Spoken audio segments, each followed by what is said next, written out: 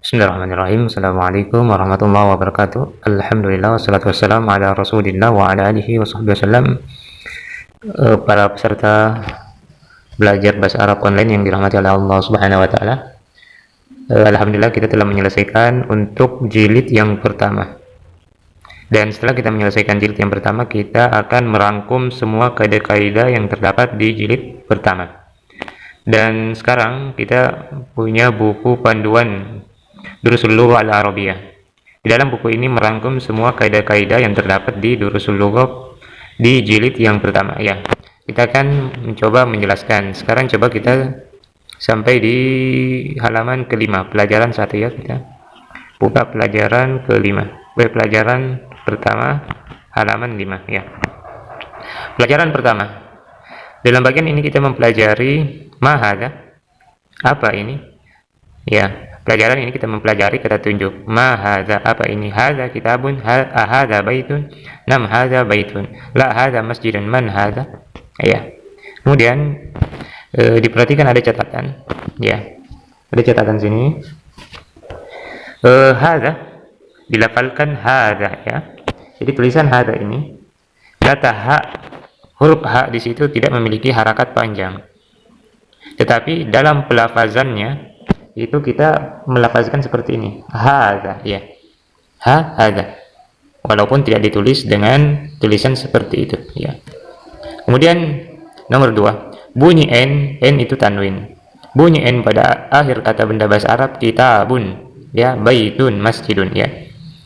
Jadi kata dalam bahasa Arab itu mesti ditanwinkan atau bunyi n adalah menunjukkan isim nakirah dalam bahasa Arab, menunjukkan isim nakirah dalam bahasa Arab, yakni kata benda atau isim yang menunjukkan makna umum. Jadi nakirah itu menunjukkan makna umum, yakni belum diketahui kekhususannya ya, belum diketahui kekhususannya. Artinya kita belum menentukan yang mana yang kita maksud ya. Ini juga sudah kita jelaskan, itu maksud daripada nakirah. Kemudian yang ketiga, partikel a atau alif yang ditempatkan di awal kalimat mengubah menjadi bentuk kata tanya ya. Jadi ini huruf alif begini, dia adalah kata tanya, hadza baitun. Namun ketika ditambah dengan alif maka menjadi ahadza baitun, apakah ini rumah ya. Kemudian kosakata baru, himarun, hisonun, kuda, jamalun, unta, dikun, ayam jantan, mudarrisun, guru laki-laki, mindilun, sapu tangan, waladun, anak laki-laki, tolibun, pelajar, rojulun, laki-laki, tajirun, pedagang, kalbun, anjing, kitun, kucing, maktabun, meja, sarirun, tempat tidur, kursiun, kursi, najmun, bintang, komisun, kemeja, tobibun, dokter, baitun, rumah, masjidun, masjid, babun, pintu, kitabun, buku, kolamun, pulpen, miftahun, kunci ya. Sekarang kita melangkah di pelajaran kedua. Pelajaran kedua, dalam bagian ini kita mempelajari penggunaan zalik yang berarti itu, dan waw yang berarti dan, artinya dan. Contoh, hadza baitun wa dzalika masjidun. Hadza baitun wa dzalika masjidun. Catatan, zalika dilafalkan zalik, tetapi ditulis tanpa alif ya. Ini juga za di sini secara tulisan zalika itu tertulis begini, zalika. Huruf za-nya itu tidak dipanjangkan ya. Tetapi secara ketika dilafazkan maka dia akan menjadi panjang seperti ini. Zalika. Ya. Dan tidak ditulis seperti ini tetapi ditulis ini, tetapi secara pelafazan ketika kita membacanya itu seperti zalika ya. Sama tadi dengan hadza. Kata waw, kemudian yang kedua kata waw ditulis berdampingan dengan kata yang mengikutinya ya.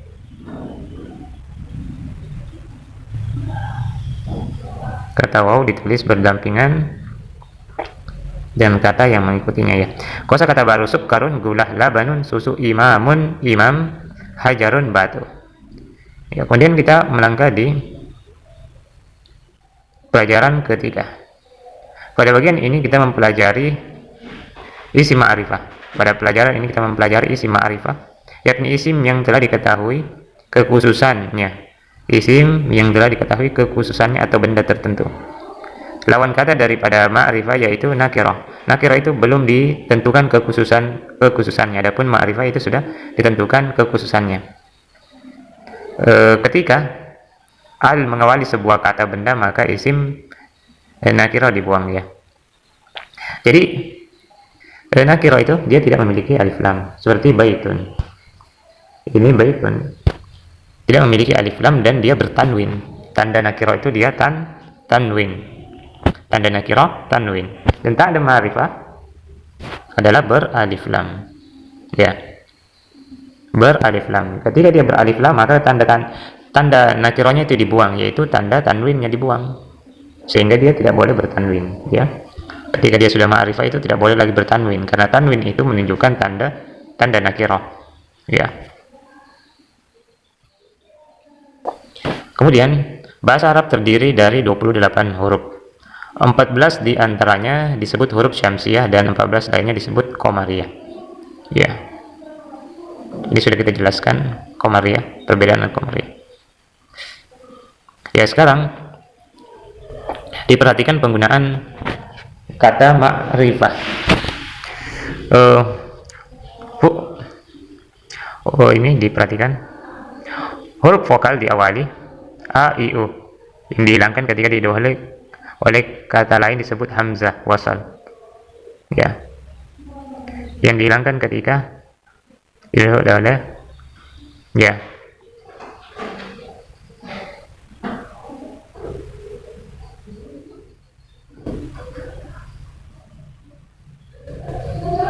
Ya, diperhatikan al-babu maftuhun. Al-babu maftuhun. Ya, al-babu maftuhun. Al-bab itu beralif lam. Maka ketika kita menerjemahkan pintu itu, mengapa ada tambahan itu? Karena dia ma'rifah. Artinya kita sudah mengetahui kekhususan benda itu. Kita sudah mengetahui kekhususannya, ya, sehingga kita menerjemahkan pintu itu terbuka. Al-babu maftuhan. Begitu juga dengan al-qalamu, pulpen itu maksurun. Ya. Pulpen itu maksurun. Di sini penjelasan ada dalam kurung, ya, diberi dalam kurung itu. Artinya kata itu memang tidak tertulis di sini, tapi dia ditambah dengan penjelasan itu karena dia ma'rifah.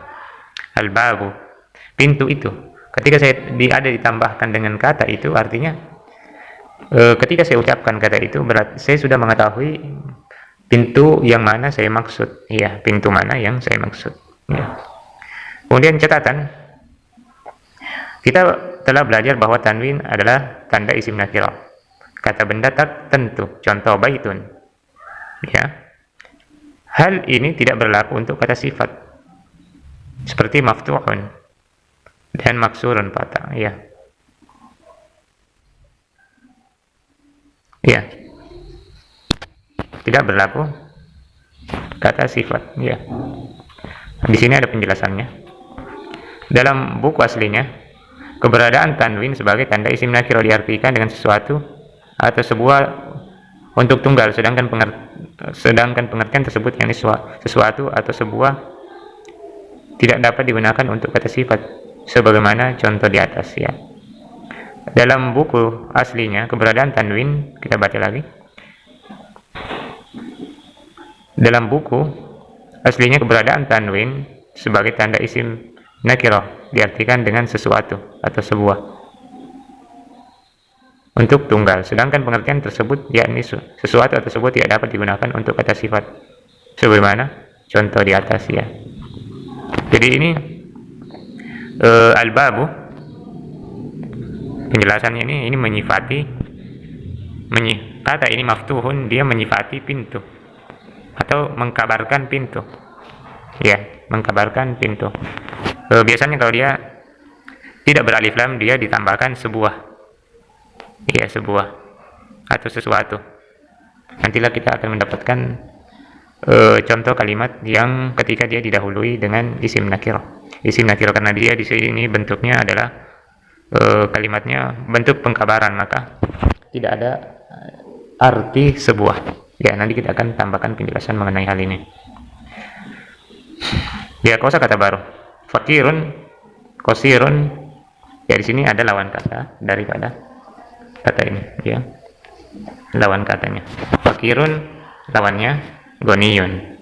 Ya, dan seterusnya. Qasirun, tawilun, harun, waqifun, jalisun, qadimun, jadidun, ba'idun, qaribun. Ya.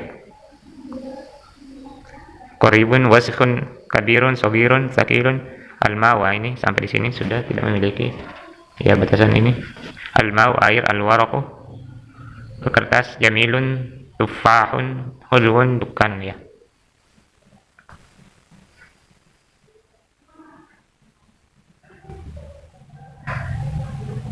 Iya. Jadi saya kembali mengulang tadi ini isim nakirah ketika saya mengatakan baitun sebagaimana tadi baitun, maka ini saya terjemahkan sebuah rumah atau sesuatu atau ya sebuah rumah. Ketika saya menambahkan alif lam al baitu, ya, al baitu, maka ini akan menjadi kita terjemahkan dengan rumah itu, ya. Artinya kita sudah tahu kekhususan rumah mana yang kita maksud, ya. Ini tadi penjelasan daripada maksud daripada penulis, ya. Maksud daripada penulis yang tadi ini, keterangan tentang ini, ya.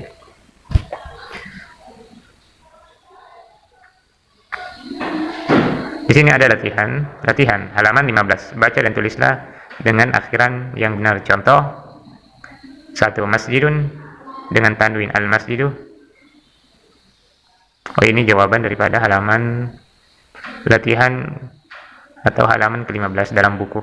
Jadi kita tidak usah menjelaskan ini karena dia merupakan kata kunci atau kunci jawaban daripada latihan atau halaman yang ke-15. Ya. Mungkin itu saja yang sempat kita jelaskan pada hari ini. Mudah-mudahan ada manfaatnya. Saya akhiri. Hadanallahu wa iyyakum ajmain. Assalamualaikum warahmatullahi wabarakatuh.